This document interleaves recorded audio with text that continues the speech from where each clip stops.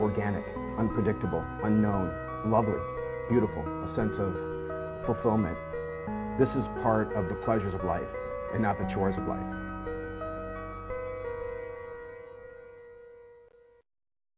Coming up on Daily Iowan TV, see how one downtown bar will cater to underage students and those over 21. Plus, a push for more pure water, what the UIA is doing more of.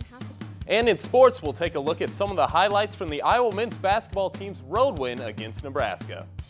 All that coming your way next, right here on Daily Iowan TV. I'm Tom Brokaw. For more than 100 years now, the University of Iowa community has been waking up to the Daily Iowan. Today, it's the largest newsroom in eastern Iowa. And now you can see the news every night on Daily Iowan TV and get it anytime worldwide at dailyiowan.com.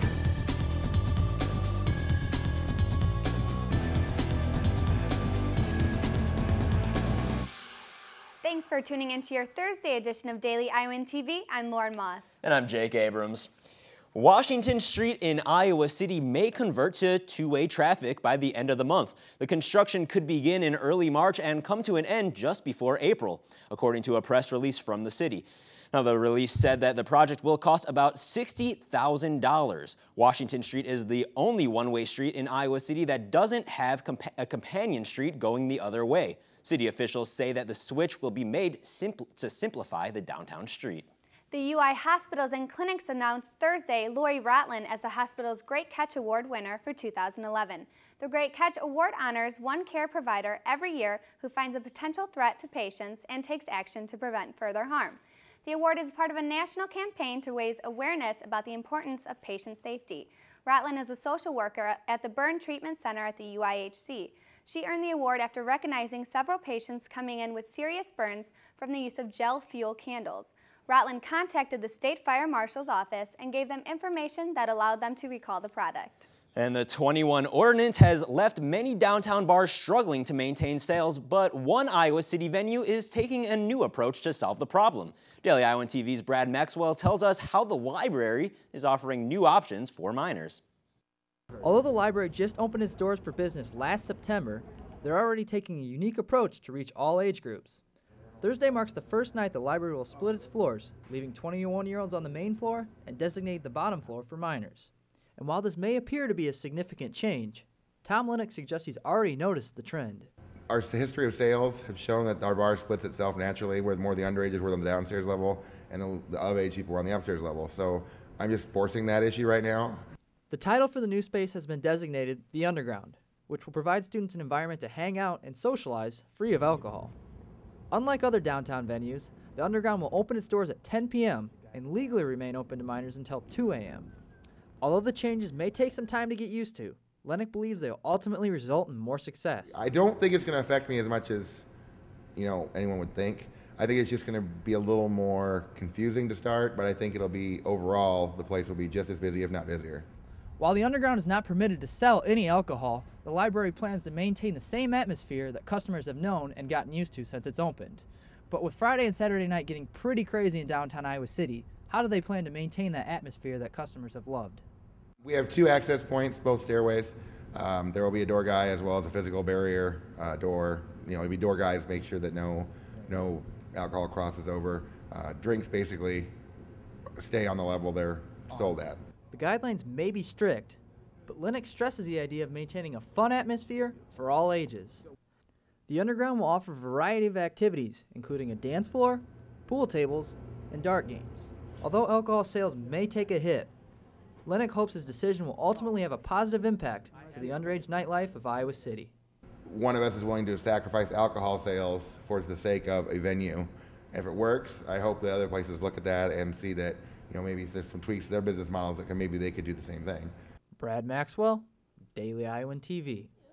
The University of Iowa has supported Lennox's split venue decision and is considering hosting non-alcoholic events at the library bar in the near future. But still much more to come on Daily Iowan TV. You don't have to buy a filter or bottled water to get a pure drink. We'll show you what we mean in just a bit. Coming up on sports, see what the Iowa wrestling team has to say about their big weekend at the Big Ten tournament. But first, let's check in with Daily Iowan TV's Tasha Woods for a look at our local weather. If one word could describe the weather we've been having, it would certainly be inconsistent. Yesterday we experienced freezing rain and frigid temperatures while the Midwest was pelted with tornadoes, killing over a dozen people and leaving destruction behind. However, today the sun is shining and the birds are chirping with highs around 45 degrees. Tomorrow we can expect highs at 39 degrees to start us off in the morning. Temperatures will drop down to 34 in the afternoon with a good chance of some more of that rain-snow mixture that we've been getting. And your evening high will be 29 degrees with partly cloudy skies. Lucky for us, things are going to warm up pretty significantly before this next week, but before we get to that, this weekend is going to be a little chilly with highs of mid to upper 30s with cloudy skies and a 30% chance of snow on Sunday. Monday is going to be warmer with a high of 43, and then as you can see here, temperatures will soar into the low 60s on Tuesday and Wednesday. Then Thursday we'll have a high of 53, so overall pretty warm for the next week and first week of March. Hopefully students will have time to get out and enjoy their good weather. Back to you at the desk. Doctors often recommend 6 to 8 glasses of water a day, but it's sometimes hard for most of us to even get that much. However, with the recent installations of hydration systems on campus, Daily Iowan TV's health reporter Muriel Kone tells us how it just may be attainable. Just over a week and a half ago, the UISG sponsored the installation of one hydration system in the IMU. The system allows students to fill up their reusable water bottles with filtered water. But in order to get this, some compromises had to be made. So we worked out a compromise that there's filtered water for people who really care about that, and then just straight tap water for people that doesn't make a difference. But in both ends, it's making it a lot more convenient for students to fill up their bottles. And since the university has a contract with Coca-Cola, the team did not succeed in their goal to end the selling of bottled water on campus. However, the hydration system seems to be catching on. People are definitely willing to do it. A lot of people are willing to carry around their own bottles, and so using these are easy for people. People want to do it. It's still convenient. So I think it's been working really well. But how exactly do they work? You put your bottle on the platform, it fills it up, and then there's an electronic counter that tells you how many plastic bottles have been diverted from the landfill because of you and everyone around you filling up their bottle. And we also have gooseneck attachments going in on the drinking fountains in IMU, so that students can either fill their reusable water bottle from the filling station or from the drinking fountain using the gooseneck. And you can also fill up your bottle at several locations on campus, such as the dorms, the field house, and the new public health building. And filling up one of these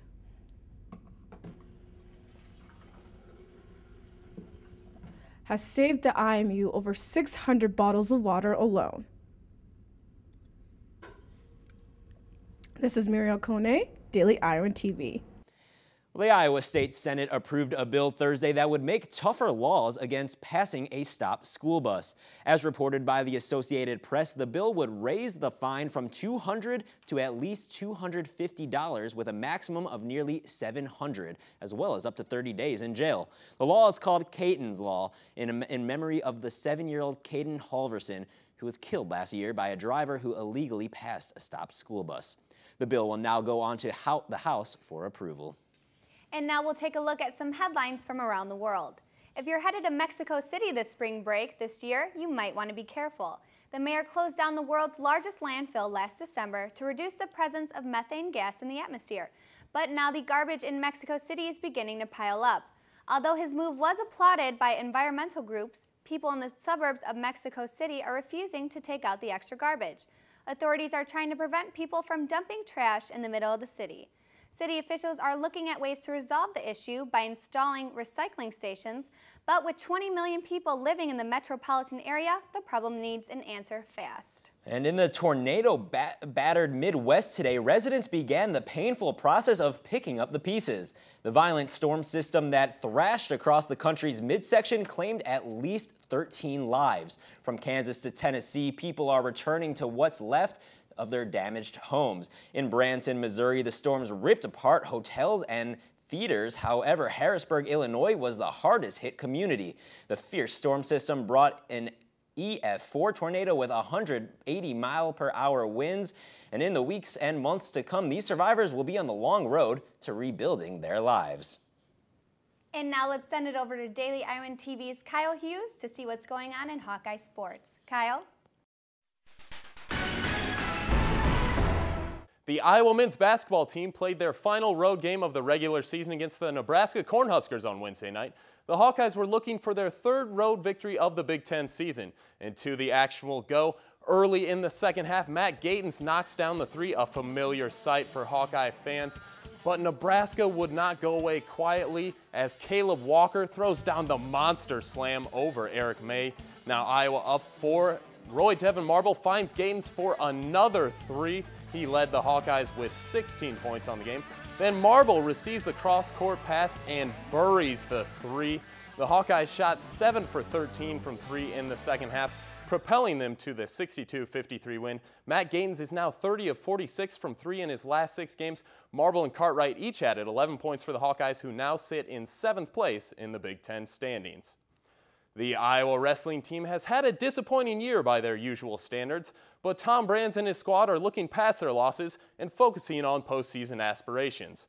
Daily Iowan TV Sports' Nick Robertson met with the team to discuss their exciting weekend. For the first time in a long while, all the eyes will not be focused upon the Iowa wrestling squad at the Big Ten tournament. Iowa finds itself in the shadow of conference rivals Penn State and Minnesota, who have beaten Iowa at least once this year. The thought about Iowa wrestling coming into a wrestling tournament as an underdog is a concept not a lot of people are used to, but it's something that the Iowa wrestling team themselves are not really going to embrace. I don't know if to the fans it feels like we're an underdog or not. It really doesn't matter. I know what they expect, and I know what we expect. We've been in some wars, and we've come out on both ends of those wars. And we're going into another war, and it's going to be up to individual performances to see where we fall. You gotta love the time of year where, you know, it's for everything, and this is what we build for all year is these last 2 tournaments, and this is where it all counts. I wait a whole year. You got 365 days. It's not a good feeling when you get bumped out of that tournament. It happened last year, and I had to sit around and wait, and now it's back again, and we got Big Tens and the Nationals, and I'm excited about it and ready. The saying, "Don't count us out," was said a lot today, and if there's one program you can never count out, it's the Iowa wrestling program. I'm Nick Robertson from Carver Hawkeye Arena, Daily Iowan TV Sports. You can watch Daily Iowan TV's coverage of the Big Ten Wrestling Tournament this Saturday at dailyiowan.com. Well, it's another busy weekend for Hawkeye athletes with a ton of games taking place in the next few days. Men's basketball finishes up the regular season with Senior Day on Saturday against Northwestern. The Hawkeyes are looking to avenge an 83-64 loss to the Wildcats a few weeks ago. The women's basketball team will be in Indianapolis for the Big Ten tournament. They will start things off on Friday against the winner of the Nebraska-Northwestern game. And the softball team heads to the Sooner State for 4 games this weekend. They face off with 23rd-ranked Oklahoma State on Friday and Saturday before taking on 8th-ranked Oklahoma Saturday night and again on Sunday.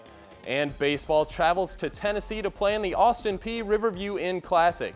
The Hawkeyes will look to turn things around after losing their last 5 games. Well, that's all for Daily Iowan TV Sports. Jake and Lauren, back to you. All right, thanks, Kyle. Lots going on this week. Hey, Lauren, I don't know if you saw this, and usually setting a world record isn't normally something to be a pushover about, but in this case, I think it was pretty necessary. Employees of La Quinta Inn Suites gathered to create the world's largest human mattress dominoes. Participants made a consecutive chain of 850 toppling mattresses to break the record set in Belgium last year. The participants had to remain laying down until the chain was complete, but were allowed to jump for joy on the mattresses right afterwards. Wow, that's a lot of mattresses. And only with Daily Iowan TV can you get a sneak peek at Friday's pages of the Daily Iowan. Find out what gender groups are doing to increase the amount of women in state political positions. Plus, new initiatives Iowa City school officials are taking to increase graduation rates. That's your latest edition of Daily Iowan TV. Be sure to check us out at the same time on Sunday or anytime online at dailyiowan.com. Thanks for tuning in tonight and have a great evening.